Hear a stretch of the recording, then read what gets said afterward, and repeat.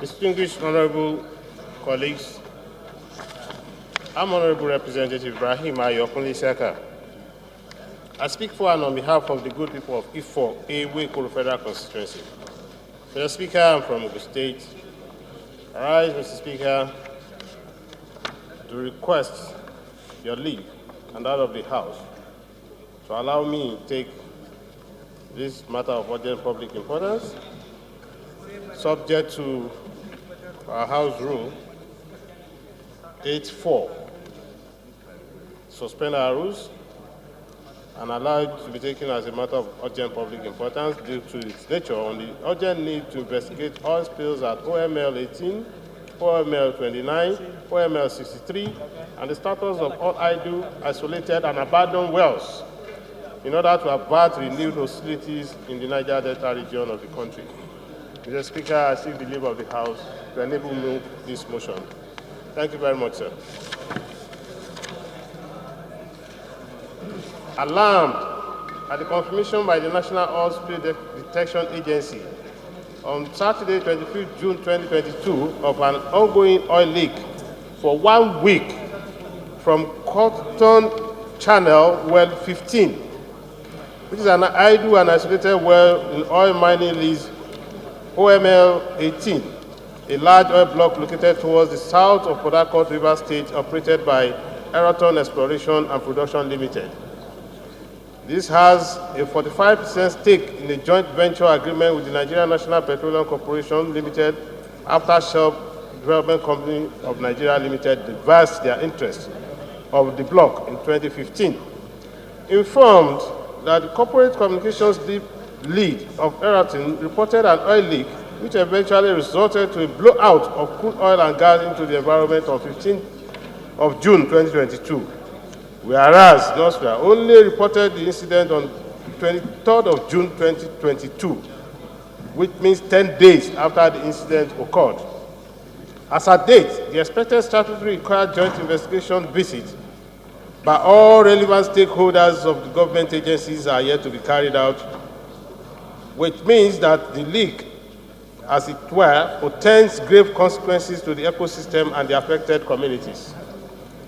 Aware that ITO Group operator has another joint venture with NNPC, equally reported again an idle and isolated Santa Barbara oil wellhead 1 on OML29 in Nembe local government area, local government of Bayelsa State on 5th November 2021. The leak persisted for 32 days and sequel to spilling of hundreds of thousands of barrels of crude into the Santa Barbara River and its tributes. The tributes traversed 3 kingdoms in Bayelsa, destroying scores of drinking water, fishing, and farming ecosystems. Over 6 months later, the cause of the leak on OML29, as at date, has still not been made known either to the public or to the government. Curiously, the House, there is this unending phenomenon surrounding the current spill of OML18, which has been conducted for 2 weeks, and after the occurrence, no result, and the well continues to leak the oil into the environment. The House is also disturbed about the recent statistics that show Nigeria as probably one of the worst oil spill records in the world, with over 4,119 oil spills between 2015 and 2021, releasing an average total of 400,000 barrels into the environment and the ecosystem.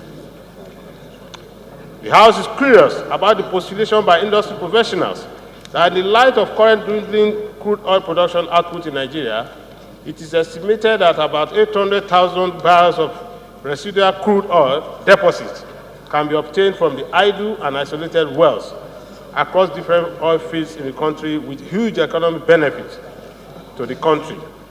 Similarly, on the other several oil-producing countries around the world who have consciously developed a strategy in this regard of containment and recovery from abandoned and isolated wells. In the light of the foregoing, the House, therefore, resolves to mandate the House Committees on Petroleum Resources, the House Committee on Environment, to wit, investigate the actual cause of the oil leaks at OML18, OML29, and OML63, with a mandate to utilize experienced professionals to provide required insight and support for adequate results. The House further says that they should determine the magnitude, scope, and effect of the leaks on the affected whole communities, examine the scope for liability, if required, and relieved, compensation, if required and if not done, to be examined. Inquire the nature and details of the joint venture agreement between AITO and NNPC to determine veracity of ownership of percentage stake and financial obligations. Confirm the claim by the AITO of engagement of foreign companies to stop the leak, whereas the leak persists because it was not professionally done. Examine the nature and details of the joint agreement between Eraton and NNPC to determine completion of financial and other obligations for ownership. Verify the numbers of idle isolated wells currently existing both in AITO, Eraton, and other indigenous and international oil companies' oil fields across the country. The condition of these wells, the status of the wells, the abandonment status, and then for them to comply with statutory provisions and international best practices.